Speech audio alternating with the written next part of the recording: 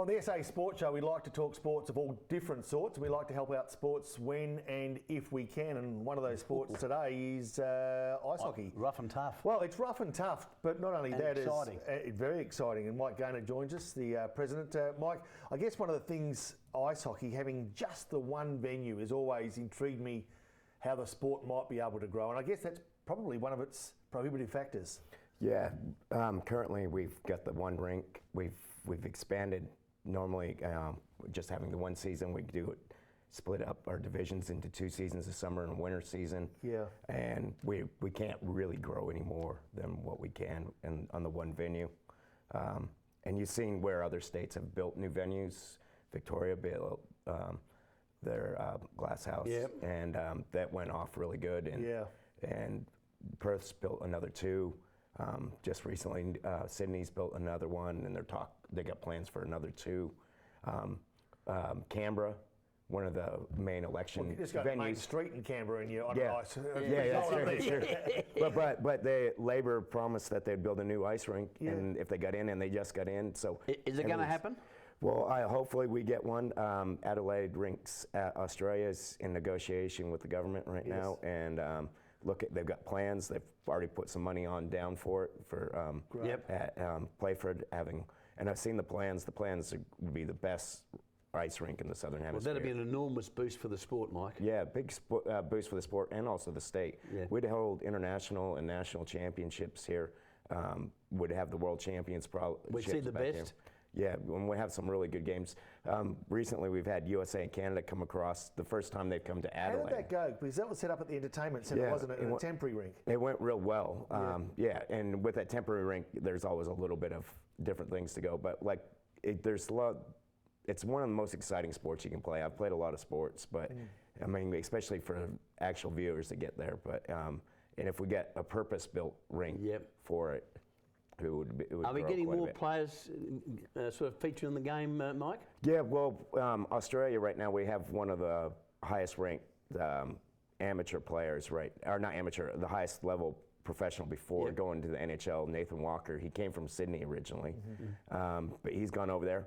And everyone thinks, you got to be really big, but he's actually one of the smallest guys that play in the sport. Yeah. And if he wasn't on the team that's doing so good, he would have made it last year. Really? But his team, the team that he's under, had the best regular season record last year, which is the Washington Capitals. You talk about ice hockey, but I think this ice skating as an introduction for kids has been interesting. In recent years, they've had these little temporary ice skating rinks. They're the size of a basketball court, really, maybe even smaller.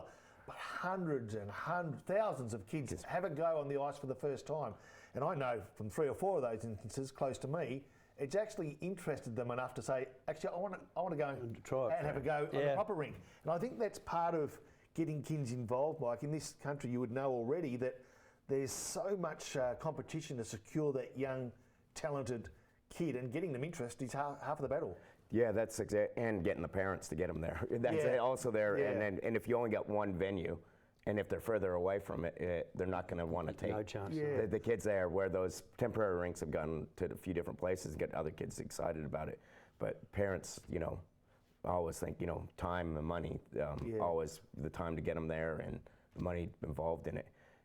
It is a little bit more expensive than your normal sports, but it's not extreme. We're not propping up like a professional league or anything like that. We have an elite amateur league, the AIHL, but that's run separately. None of our money goes towards that. Okay. So. Gee, Mike, what haven't you done in the sport of ice hockey? You've been president, you've been a player, you've been a coach, you've been everything. Yeah, I've just always loved ice hockey. It's one of the highest, and kids.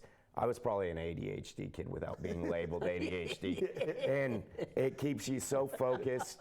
You got a million things going on at once, just inside yourself. It's like that. So everything's going on. I mean, like if you think it's busy being a midfielder in the AFL, ice hockey is like that. And it's all condensed into small spaces. And you got to move really quick. How long in Australia have you been? I've been here 19 years. No, and you moved here with married your wife? Yep, met my wife in Hollywood, and as you do. I just met my wife in Hollywood. Nicole Kidman. Yeah, that's it. Oh, that's great. So, but coming from Alaska, did you you met her in Hollywood. I guess you would have heard about Australia. Would have been, when did you come out? I moved out in '97. What month? It was. I got to see the Crows play. Crows man. My Crows man from then on, and my father-in-law played at Woodville, and he doesn't he hates sports. So. Well, coming from Alaska, you moved here in December. Would have been stinking hot. Yeah. What was the temperature when you moved here? It was 40 degrees, and then I went back and for a bit and it was -30. And trying to put my car back together and ripping skin off my fingers. Trying to put on lug nuts, and I was just like, why do I live here now? Yeah. So you married your Australian wife, quick smart, been over here for a couple of decades now. The sport in that time, it sort of had its peaks and troughs in the last 20 years. Yeah. When I first came over, I got involved heavily in inline because inline was absolutely booming, not only here in Australia, but the world. Yeah. And there was talks about being a demonstration sport in the Summer Olympics because it was by far the fastest growing sport in the world. And but there was 2 peak bodies and they fought quite a bit, and they got rolled it down, and and it's kind of gone away a bit inline. It's still there. And it still plays, and but there was, and it was a lot easier for Australia because you didn't have to you could play in a lot of different places. Yeah. We just played at a basketball court up in Mount Barker. Of course, yeah. But then we did make some nice rinks. We had a nice rink down at the Velodrome, Olympic size, and there were some good places all around. You played it in Bomera. We played all over the place. Matter of fact, I just found out that it was an outdoor rink right outside Lake Bonny. It was beautiful. Had a lot of good tournaments up there. Played tournaments against the Victorians up there. It was a great spot, but now it's closing down. On a state basis, how does South Australia go against the other states, Mike? Traditionally, we've done very, very well. We haven't done very well lately. The Adrenaline, for the first time, it finished last year. They were very competitive in all their games. They lost like 11 or 12 games by 1 goal. But they haven't been competitive as much. When I was coaching them, we got to the grand final. In the year before that, they had won it. And we've done really well in juniors throughout the years, but it's lagging a bit. And the big thing is we need to get that extra venues. Get the arena. And the South Australian public have always had a bit of an appetite for it. You know, I went to see a couple of games this year even, and the people are still intrigued by it. I think they see everything they like, fast, exciting, lots of heavy hits, so that's what they've been brought up on. Yeah, and there's heavy hits, and it's very skillful too. Like the things that you got at the hand-eye coordination you got to have to get the puck and put it up upstairs, put it wherever you want it, is phenomenal. And it's a very high speed. And if we had a purpose-built rink, you'd actually be able to see it and feel it better. You could get right down to the glass and see people getting the hits and seeing a lot more. Now, how long have you got at the current venue under the current lease? Yeah, we have a current lease right now of 3 years. Okay, so it needs to happen in 3 years. Yeah, we need something to move on from that. I mean, there's still stuff that could happen because that's being run by SASIF, which is the conglomerate of ice figure skating, broomball, and ice hockey. And they've done a board because they got guarantors from the state government, but they're running it and making sure that it's bring on the new arena. Well done, Mike. Exactly. Well done, Mike Gaynor, president there of Ice Hockey South Australia. Good luck. Thank you. All the best, Stay in Mike. touch over the next couple of years because we've got a sport that is very good, and we've had people like Greg Oddie, of course, on a national level, who's been great for us, and a great example for kids wanting to get into the sport. Exactly. Well, we're going to be talking more sport. It's Poppy, Rob Popplestone and KG, and we'll be talking more local sport on the SA Sports Show shortly. And welcome back to the SA Sports Show. Today we are here at the South Australian Aquatic and Leisure Centre with up-and-coming Australian divers, Matt Carter and Kate Rossman. So tell us, where are we, Kate? What is this venue? We're in dryland at the moment, and up here we use dry board, foam pits, harness, and all this stuff helps us prepare for water. Just kind of helps us learn before we go into the water. And so up here in dryland, Matt, tell us, do you spend like a lot of time up here or a little bit of time up here? Well, we spend a lot of time up here doing exercises, build-ups for dives into water, and just to recover from a hard session. Okay, and other than dry land and water, do you do any other type of training? Yes, we do gym, a bit of swimming. Outside of diving, we do a lot of stretching and I'm the world's worst swimmer, so I'm glad it's you guys doing it. Do you? What's your favourite part of the training? Like, do you like the gym? Do you like water, or do you prefer the dry land? Personally, I like dry land the best. It's just fun and like got the foam pit and yeah, dry land. Do you have to clean out the foam pit? Oh yeah, we have to take all the foam out and every couple months and put it all back in, just so we don't get injured. Well, lucky you don't have to clean out the water. So, up and coming events. Do you have any competitions coming up, Matt? yes, I do. I have a competition coming up in 4 weeks, which is World Juniors, which is over in Russia, and I'm very excited to be going over there. From the sport of Sassy and Diving Australia, they'll be helping with the funds a lot, and be a great time.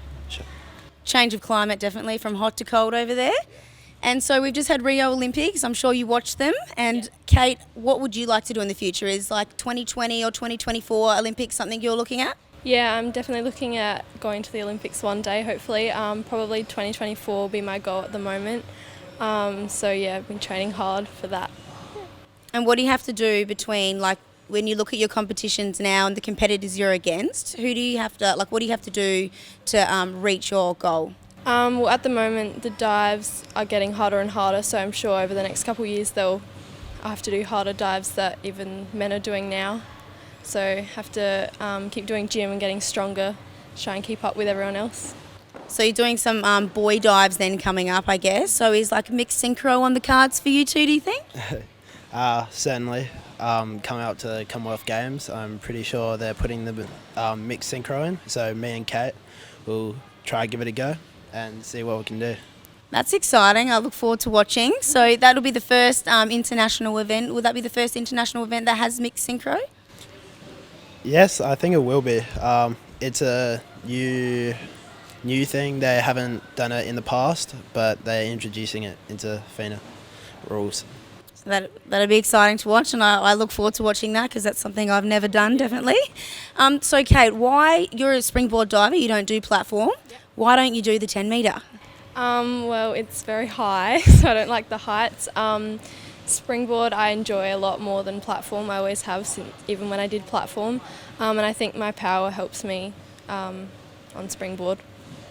So the height gets you every time, does it? And what about you, Matt? You're also a springboard diver, not the platform. Is it too high for you as well?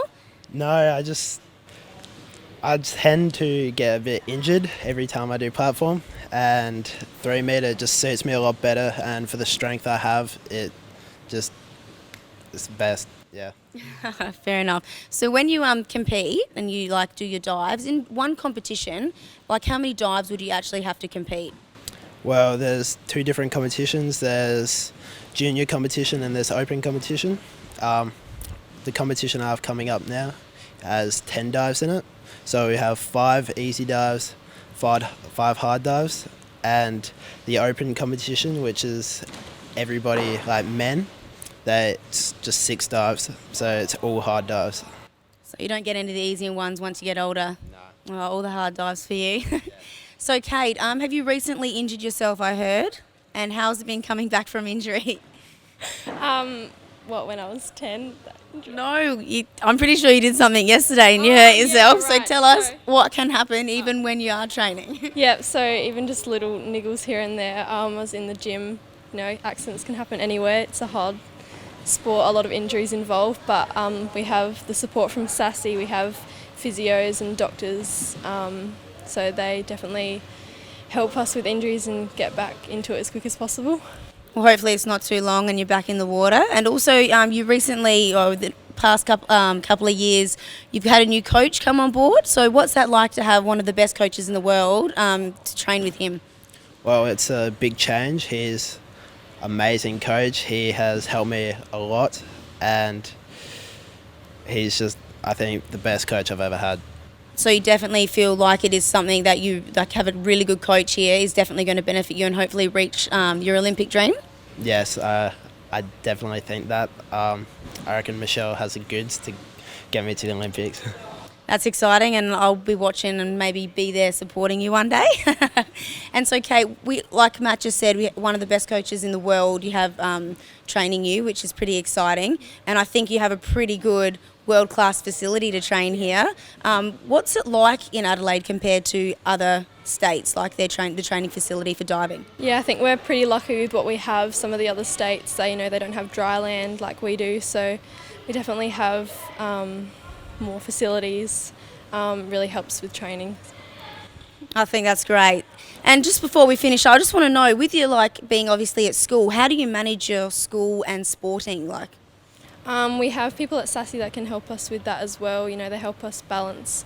It's pretty difficult trying to fit in homework and things after training, but we get pretty good support with all that.